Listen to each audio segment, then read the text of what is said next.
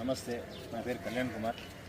నేను ఇక్కడ పెద్ద మార్కెట్ దగ్గర 65 అడుగుల మట్టి విగ్రహం పెట్టడం జరిగింది. మేమంతా యూత్ ద్వారా శ్రీ శ్రీ లక్ష్మీనరసింహస్వామి నాటక భక్త కమిటీ వారు మేము అందరము. ఇక్కడ మేము నంబర్స్ ఒక 20 మంది వరకు ఉంటాము. అక్కడ నుంచి మేము కలకత్తా నుంచి పిలిపించి మట్టి విగ్రహం పెట్టడం జరిగింది. ఇక్కడ మట్టి విగ్రహం అంటే సాధారణంగా ఒకప్పుడు పెట్టేవారు, అంటే పిఓపి లేనప్పుడు పెట్టేవారు. ఇప్పుడు పిఓపి రాగా అందరూ పిఓపికి అట్రాక్ట్ అయిపోయారు. ఎందుకంటే చెడుకి చాలామంది దూరంగా ఉంటారు, మంచికి చాలామంది. కానీ ఇప్పుడు అందరూ చెడుకు దగ్గర అవుతున్నారు, మంచికి దూరం అవుతున్నారు. కానీ మట్టి విగ్రహం పెట్టడం చాలా ఉపయోగాలు ఉన్నాయి.